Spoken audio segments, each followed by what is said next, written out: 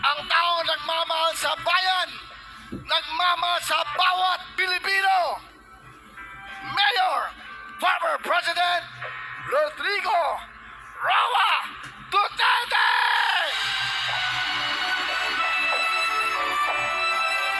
Lights, please, lights.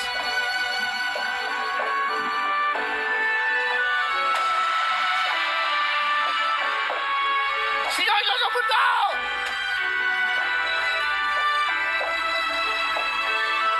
Ang nagmalasakit, nagmahal.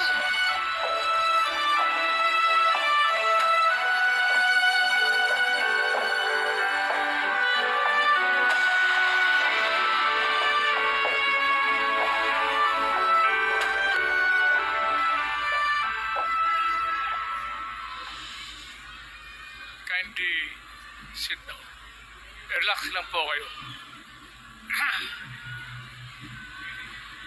Medyo paus ang boses ko. At pasensyaan ninyo ako. Maraming nasa utak ko. Papunta ako dito kung anong sasabihin ko. Puno kanina ang kaalaman ko. Ang problema,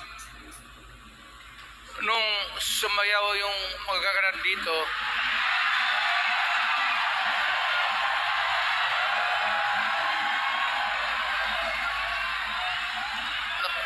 nakalimutan ko. Matanda na rin kasi ako.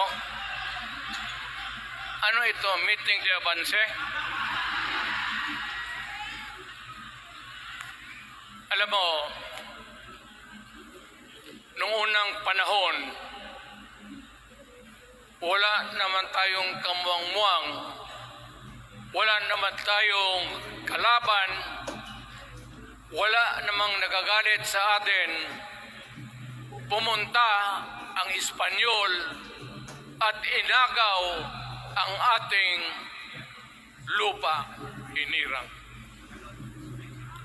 For 400 years, nagtiis ang Pilipino, subjugated by foreigners. Then, during the American and Spanish War, natalo ang Espanyol at napunta ang ating bayan sa Amerika. Anak ng grabe ang tiis ng Pilipino, yung mga lolo natin, kung gaano na lang sila pinahirapan. Alam mo noon, kung hindi ka magsimba, ay may mga pare nandyan, they know the history of Christianity. Alam mo noon, kung hindi ka magsimba, 10 palo sa katawan mo. You doubt my ayan si Father Ivasco, Chief of Staff ko sa City Hall. Siya yung NPA leader doon sa Libungan. May plenum ang komunista. Itong mga sundalo natin, nandito sa harap ko, nahuli yan si Vasco. At ako naman ay fiscal noon, pumunta ako sa Katitipan para i-administer ko yung oath niya, yung statement niya kung totoo o hindi. Pagkatapos noon, sabi ng mga sundalo, Piskal, papatay namin itong 2 pare. Father Tison, Waray, pati si Father Ivasco. Bumaba yan sila sa Visayas para makiksapalaran sa NPA. Sabi ko, wag, kasi pare yan. Alam mo, ang Diyos nandyan eh. Kung ito lang naman ang prinsipyo, ideolohiya, hindi naman kriminal yan, kidnapper, o pusher. Sabi ko, kulungin na lang ninyo. So, sa matagal na panahon, sulat siya ng sulat kay Cory. Eventually, na-release yan sila lahat, pati na ang asawa nila Quintanar, yung mga komunista, mga Esparo, nanggaling dito at naging uso sa buong Pilipinas, yung pagpatay. Wala. Barangay captain, konsehal, military, Navy, police, puro may pamilya. Anak ka ng kakawalang kwenta yung ideolohiya. Kung hindi mo man lang mabinta sa mapayapa na panahon. So kinuha ko siya Chief of Staff, tapos umuwi siya sa Bohol, naging governor. Pare ito. Nandito siya ngayon, kasama tayo, at maraming salamat. You guys from other parts of the Philippines nagpunta rito para lang makipagduyog sa Bisaya. Sumama lang sa ating, sabay tunong sa Tagalog, yung ating, the purpose of why we are here. Wala akong, no longer in politics. I am not a candidate. Nahirapan nga ako mag-akyat ng hagdanan. I am 80 years old. 79 lang, pero hindi binibilang yan eh. Sabi malas daw. Sabi ng asawa ko, 80 na ako. O sige, 80 na. Pero nung lumabas itong People's Initiative, okay man yan. Abogado ako. There are 3 ways of amending the Constitution. Mag-constitutional convention, mag-election tayo sa political districts ng representante para sa assembly to convene there and propose changing or modification of our Constitution.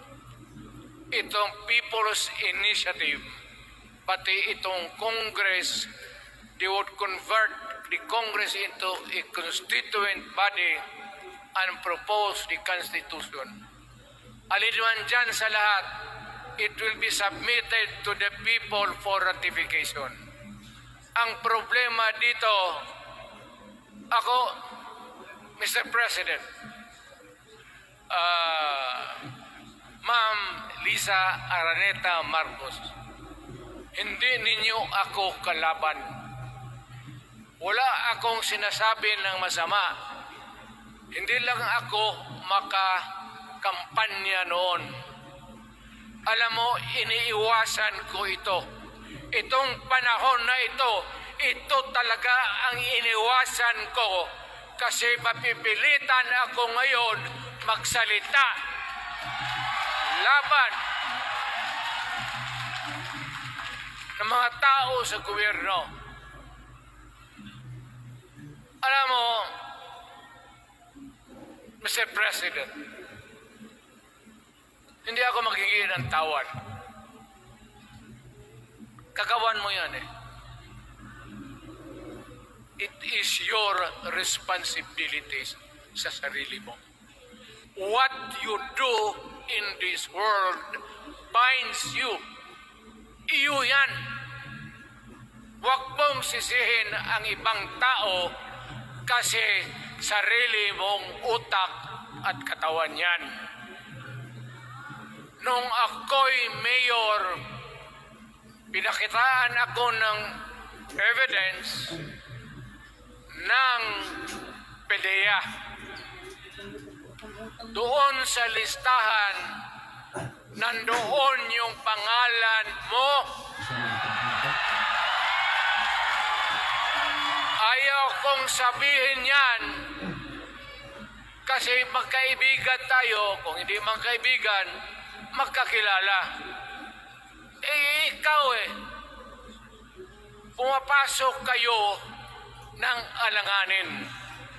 Mr. President, baka susunod ka sa dinaanan ng tatay mo. Diyan ako takot. Ayaw ko mangyari sa iyo yan. Pabor lang, ako namang nagmamakaawa kasi it will divide the nation at madugo itong panahon na ito. Alam mo, Mr. President, sabihin ko maya sa tao kung ano ka.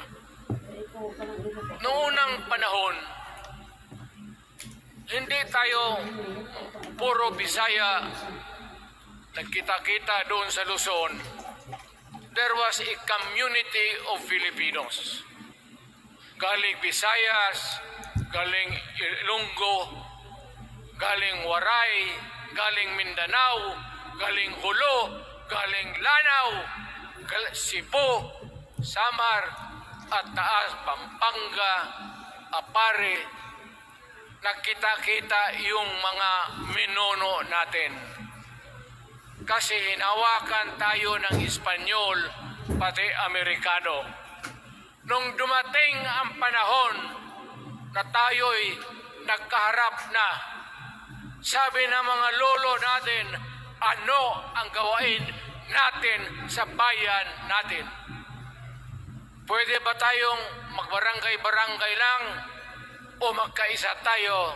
Di na bale, iba-iba ang salita natin.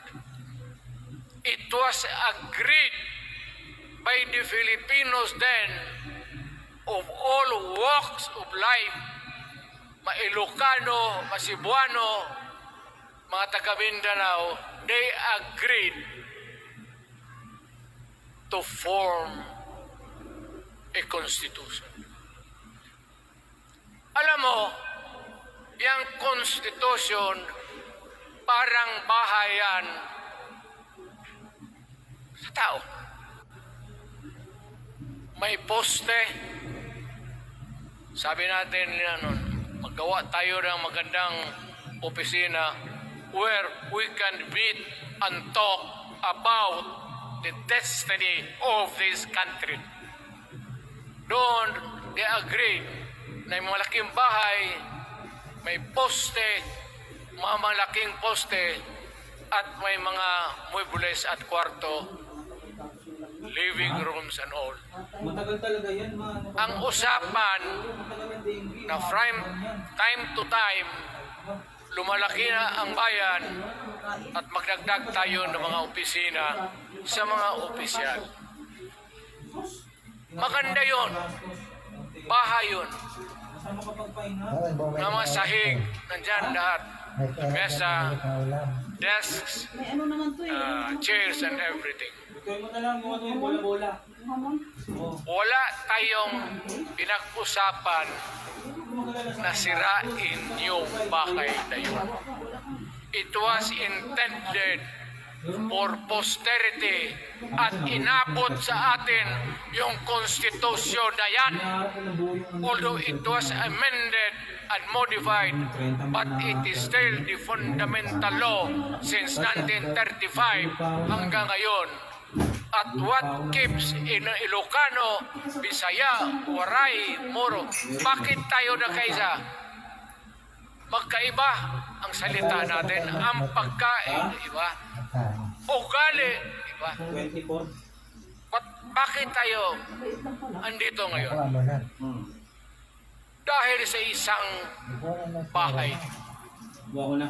Kaso maglalaw Yung na ako. bahay na yan, yung papel, the Constitution. Sinisid ko yun para may Ngayon, para sa pangkasal. Ang Constitution is supposed to be a permanent thing. Ang batas na binigay ng Constitution sa Congress, sa lawmakers, they can make laws every day, modify, change it if they want, every week. Okay lang yan. Huwag ninyong pakialaman ang Constitution kasi yun ang bahay opisyal ng Pilipino. Anak ka ng... Bakit pumasok sa utak ninyo yung People's Initiative?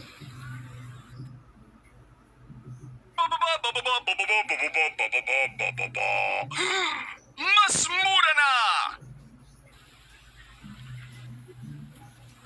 Anong nakain ninyo? There's nothing wrong with the Constitution right now. The environment in the Philippines seems to be positive, okay. Wala namang problema. Araw-araw nakikita tayo. Punta Maynila, marami akong kaibigan, mga brad ko, mga classmate ko. Okay ang buhay natin. But suddenly, nandito yung People's Initiative. Alam mo, sa umpisa pa lang, nagdududa na ako. Bakit? People's Initiative manggaling sa tao. Dapat yan galing sa mga purok at doon sa barangay at doon sa DILG, ipasa nila sa syudad, sa probinsya at sa national office. Dito mga congressman,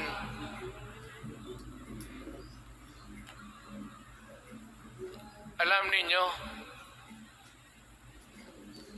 kung magkalit-silit yung buhay na ito, sabihin ko sa military, siraan ninyo yung Congress. Magastos, nagbabayad tayo, nag-usik-usik sa kwarta. Sige pamayad para People's Initiative. So, what is the motivation? Galing ba sa puso ng tao yung pinipirma niya? Hindi yung pirma yung petition para ito, kaming nagsipirma dito, pumayag na merong pagkaiba ngayon sa Constitution. Perma lang, pati pera. Anong klase yung putang ina? Ganun na lang ang tingin ninyo sa Pilipino. Pagka ganon, maghiwalay-hiwalay na tayo. Kayong taga Luzon, pumunta na yung sa Mindanao, mag-declare na lang tayo ng independence separate. Bakit? Binababoy ninyo ang bayan natin. Ako naging presidente. Ako naging mayor. Ako naging congressman. Ang sinasabi ko sa inyo, putang ina.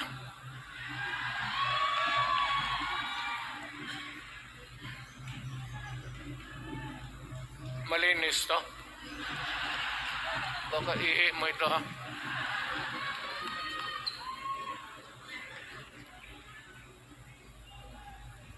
Nakakaubos talaga ng laway itong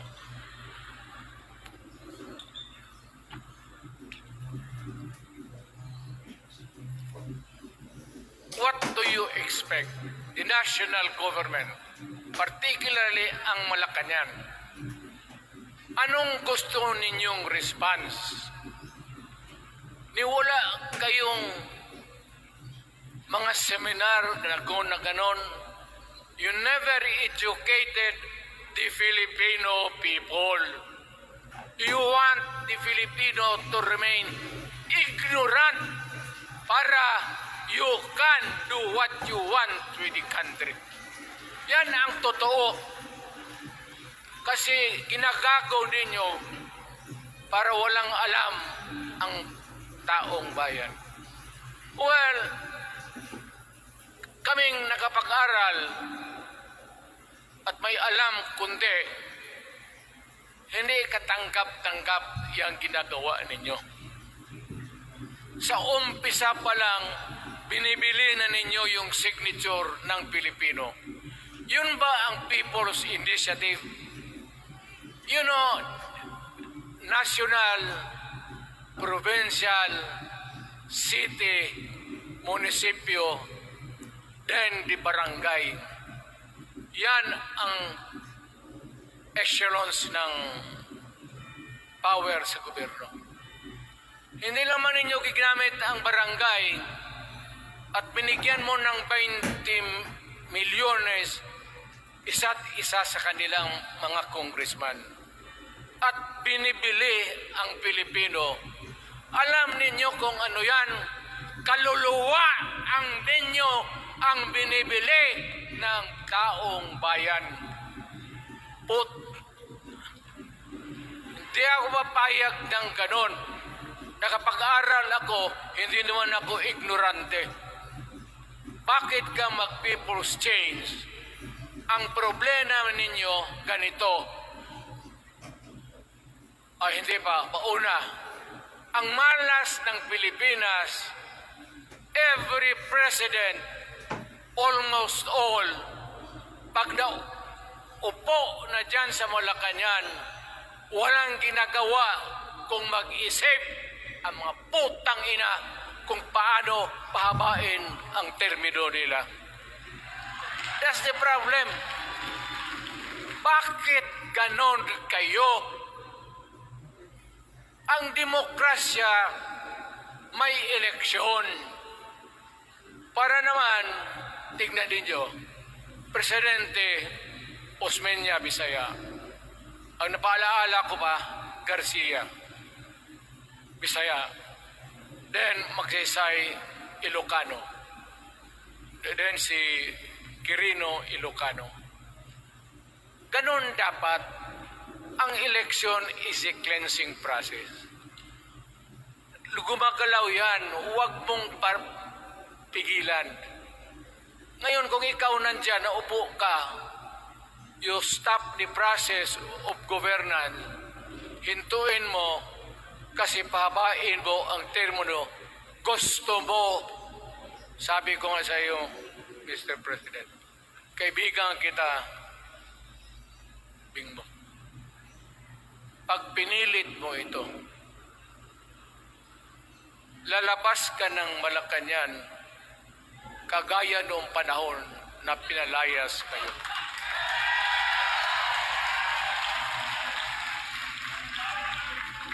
Alam ninyo, kung hindi na talaga ito mapigilan, nandyan ang military pati polis, makinig kayo.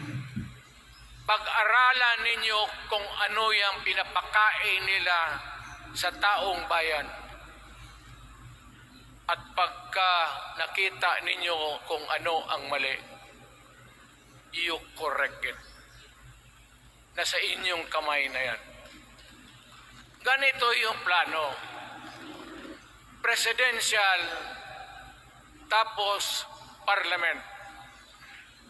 Ang presidential, lahat kayo, ako, ikaw, lahat, hanggang doon, nagboboto, direct vote to elect a president. Itong parliament, prime minister lang ang magboto, yung mga assembly who are the congressmen now. Putang ina ninyo, wala akong tiwala sa inyo. Wala kayong prinsipyo, bukang pera kayo lahat. Yan ang totoo. Kaya gusto ko, pag nagka-letse-letse nga pumasok ang military, palitan ninyo lahat. Arestuhin ninyo kasi nagsasayang ng pera at yung ginagastos nila is a fraud swindling ang ginawa nila. You must account for the wasted money, for the money that you bought the signature of a Filipino. Bribery.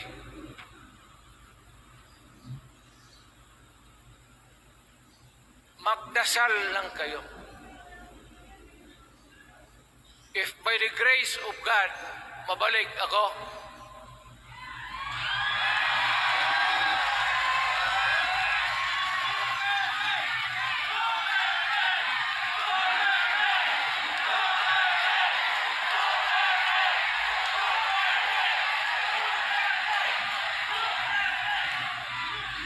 milagro lang naman yan, hindi ba yan totoo? Tang ina ko mabalik ako, arestuhin ko kayo lahat for the swindling of the Filipino people. You committed fraud. Pinagsayangan ninyo ang pera namin. People's Initiative does not involve buying the vote or the signature of the Filipino. Talagang mga wala kayong prinsipyo, mga putang ina ninyo. Yan naman, baski ano ka, diyan katagal ako. Yan. Yung sa likod ko, umupo ako diyan. Vice Mayor ako. Diyan, Mayor ako, pinakamatagal. Naging congressman ako. Presidente. Kayo, nagpasok sa Congress, mag-eleksyon, nanalo, Seiko. So parang ganito, yung mga, para sa mga balaga, pati lalaki. Pasok niyan, Seiko. Paglabas niyan, pagkatapos, Rolex na. Pumunta ng Malacanang, nakatamaraw, paglabas niyan ng Mercedes-Benz. Busog kayo lahat. Tingnan ninyo yung mga bahay noon ng mga congressman at tingnan ninyo ngayon kung ano kayaman sila, lalo na yung mga bahay nila sa Maynila.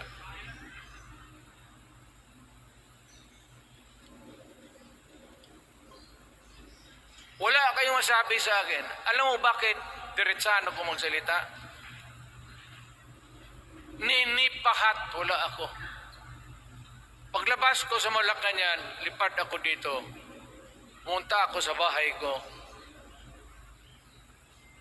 para mag-retire. Ayaw ko sanang bumalik. Ayaw ko na. Matanda na ako. Putang ina, napapandol lang ako dyan eh. Kaya lang, marami akong magandang naisip kanina papunta dito. Kaya yung sumasayaw lang kasi yung mga ali. Napakante tuloy, nakalimutan ko kung ano ko nang sa tangina. Huwag kayong magpaloko. Alam mo, Parliament, ang ambisyon niyan, karamihan, galing kay Lisa Marcos at kay Romualdez. Bongbong bangag yan.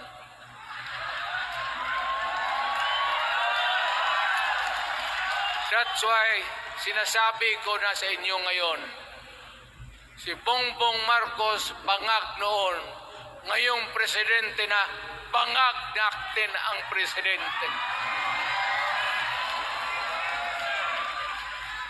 Kayong mga military, alam ninyo yan. Lalo na yung nasa Malacanang. Alam ninyo, the armed forces of the Philippines, alam ninyo, may drug addict tayo na presidente, putang inang yan. Ayun ang, bakit ako nagkaroon ng kaso ng ICC? Sabi nila, pinapagpatay ko raw yung mga drug user at drug addict. Mabutit na lang, wala na ako sa pwesto, baka kasali ka pa. No, Mr. President, pinilit ninyo kami. Kayo yung sa Bisaya, kinikitoy mo yung Pilipino. You are testing the waters. Not even. You are, pushing to the limits ang pasensya ng Pilipino. Wag na wag mong gawin yan. Wag mong gawin yan, wag mong ituluyan kay makagulo. Pag hindi namin napilitan kayo sa mga rallies, sa aming mga boses, ang sentimento namin, ako'y sinasabi ko sa military, nag-hemorrhage ang bayan, gastos dito ng gastos doon. Tapos kung mag-speech, ang pinag-usapan ang putang inang pobreng Pilipino. Gastos dito, gastos doon. Mga military, maawa kayo sa bayan. Pag hindi namin kaya, gawin na ninyo. Gawin ninyo, kawawa ang Pilipinas. Alam mo, Presidente, tapos mag-parliament, tumatakbo ng assemblyman o congressman niya si Sandro, tapos ipasok nila sa assembly, gawain nilang prime minister. Yan nga ang sakit ng Pilipino. You want to perpetuate yourself in power at the expense ng buhay ng bayan. Mabuti sana kung bright kayo. Kung drug addict ka lang naman at may asawa kang hungry for power, tapos may isa itong taga Leyte, gusto siyang mag-prime minister at gawin niya itong bongbong, diyan ka lang, ako ang bahala. Ceremonial president ka na lang. Ako na ang magpatakbo ng bayan sa parliament. Yan ang plano nila. Yan ang hindi talaga matanggap natin. Kalukuhan niyang putang ina. Huwag kayong, alam mo, bakit ako makipag-away ng presidente? Marami siyang sundalo. Kaya natin, kayong pumalag, pero there is always a time for everything. May panahon na ikaw ay sikat. Sa ayaw mo at sa hindi, may panahon ka talagang bababa dyan sa Malacanang. Gaano katagal ka man to hang on to the power, that is for God to decide for the nation. Kami, patayin ninyo, wala na akong silbi.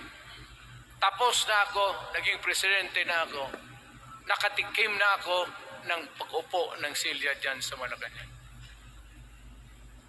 Ganoon na lang ang ang alaga ko sa bayan. Alam mo ba, tanungin mo yung lahat ng senador, magbisita sila, isang kanin, isang pork chop o isda, sabaw.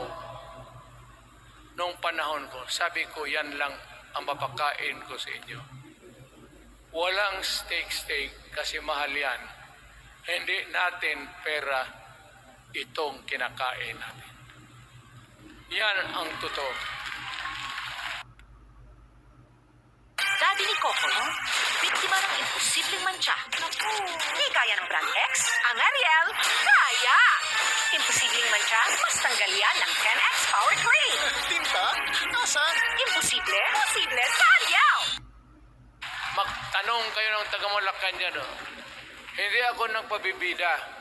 Sinabi ko lang, huwag ninyong kalimutan, Mr. President, ang delikadesa. Mahirap yan. Magkaroon tayo ng... Ngayon, wala naman, yun naman lang ang dapat lang pagkwentuhan natin. Huwag kayong pumayag dyan. Pinabastos kayo. Anong bakit? Bakit dadalhin tayo sa parliament? Anak ka na. So pag doon, kontrolado na nila, pati yung anak na assured na maging... Yan nga ang mahirap eh. Lahat na maging presidente, ang pamilya nila, walang inisip kung hindi paano titira dyan hanggang sa matapos ang panahon. May I remind you, itong election, papalit-palit ito.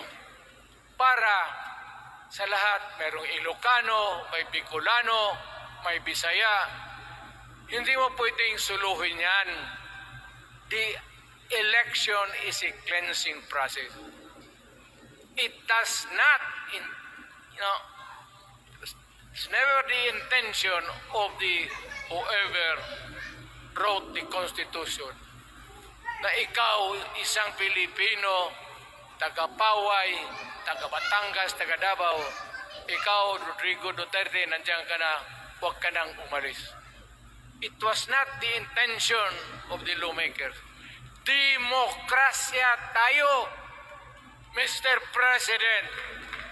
Huwag mong kalimutan na isang term ka lang pagkatapos bababa ka na.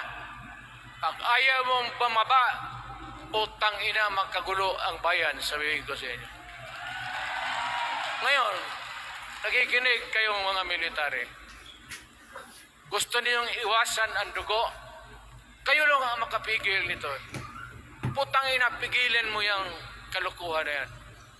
Pagka hindi itong rally na ito, it will multiply all over the Philippines and there will be trouble. Kami ako ang nauna kasi galit ako. Tumaan ako ng presidente. Not even for a minute did I think or was thinking of extending my term even for one day. Nung natapos ako sa araw na yon, bumaba ako, sumakay ako, lumipad ako dito sa Davao. Ikaw, Mr. President, hintayin mo yung 6 year, kalimutan mo na yung kay Romualdez, kasi yan ang magpahamak sa iyo. At maraming magagalit sa iyo, pati na ang militar. Kaya hindi na ako magtatagal. Yun lang ang dasal ko. Reject. Protect the Constitution. I am calling now the armed forces and the PNP. Protect the Constitution. Trabaho ninyo yan. Huwag ninyong kalimutan. Kami, inyong dapat, you should worry about the nation. The millions of Filipinos. Huwag kayong mag-isip lang ng isang pamilya. Putang ina. Ilagay ninyo sa utak ninyo yan. Bahala kayo. Balang araw, magsisihan. Pero kasi umuulan naman, hindi ulan. Hindi, shower lang yan doon sa Malacanang ginagawa nila. Pasirit doon.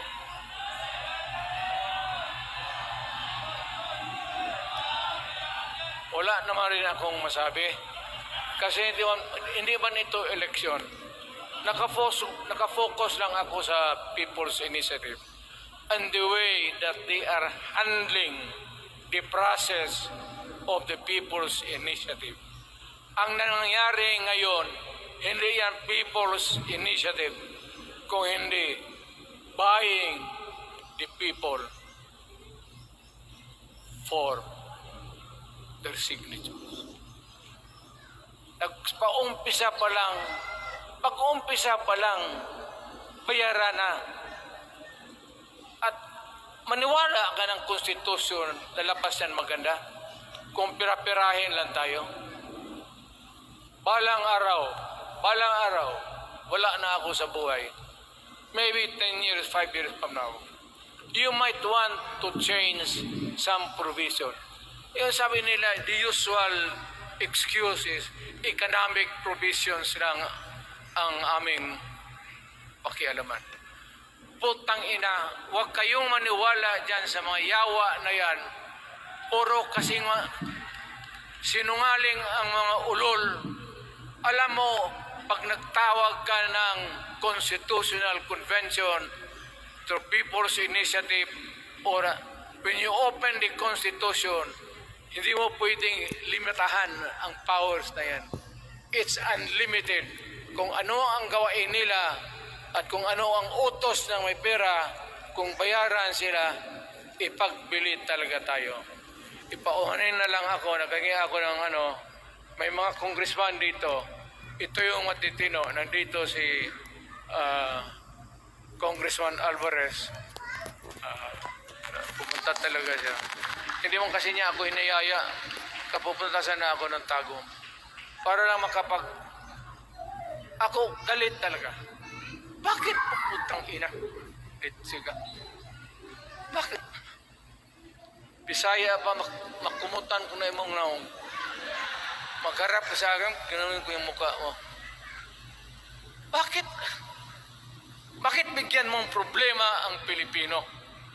Ano ang kasalanan ng Pilipino at gumagastos kayo, binibili milyon ng milyon, kayong mga congressman, putang ina, istapa yan, swindling yan. Kaya sabi ko, by a stroke of faith, nabalik ako dyan sa Malacanang. Kayong lahat, kagaya ng Marcelo, ng tatay mo, Bongbong. Kayong lahat, congressman, nandoon kayo sa Krame. Ipasok kayo ng 2 taon para leksyon ninyo. Hindi ka maleksyon ng kalukuhan ninyo. Wala. Hindi pa nga naayos ang kati. Ano bang what's wrong with the Constitution? Tell me kung hindi yung inyong ambisyon. The real purpose itong constitutional changes sa People's Initiative is really to perpetuate those who are in power. Yan na lang ang ganyan. Marami akong sabihin, maybe kung patayin nila ako, putukin yung aeroplano, wala na tayong magawa. Ngayon kung sino, alam mo na kung sino, yung sa Malacanang, yun ang aristuhin ninyo. Sila nag-umpisa ng kaguluhan ito. Ladies and gentlemen, I am very thankful na nandito kayo, mga Tagalog, Bisaya at Taga-Maynila. And I hope that we will continue to love our country. Magbigay sila ng pera, tanggapin ninyo, pera ninyo yan. Hindi ba ninyo na sa isip ninyo, bigyan kayo ng 1,000, 100, tanggapin mo, pera ninyo yan. Pati yung sa bulsa nila, kinakain nila, at pinagbili ng bahay kung saan-saan, pera ninyo. So, make sure na bago kayo lumabas sila naman sa mundong ito, may panahon lahat, mamatay tayo. Mag-iwan kayo ng isang prinsipyo. Sabi ninyo sa mga anak ninyo, tinanggap ko yung pera kasi pera natin ito, ibili natin pagkain. Pero yung prinsipyo natin, huwag natin ipagbili. Yan ang iiwan mo sa mundong ito para sa mga anak ninyo. At yan ang dadalhin mo sa langit. Pagka sinabi ni San Pedro, anong nagawa mo? May ginawa ako para sa bayan. Tapos magsabi sa San Pedro, ano pa? Yung mga ibang bagay na ginawa mo, mga kasalanan, mga kabit, ganun. Sabihin mo kay San Pedro, nandito ako sa langit para makipag-isa sa Diyos. Pag hindi ka tumahimik, yung manok mo, hawakan ko, ilambos ko yan sa ulo mo. Putang ina ka. Buksan mo yung puwertahan at papasok tayo, magkita-kita tayo sa langit. Lahat kayong hindi nabili, sigurado ako, langit kayo. So, kaya pasing anong kasalanan niyo, okay na yan. May guarantee na kayo yung passes. Mahalaga yan as a matter of principle. Prinsipyo sa tao. Maraming salamat po.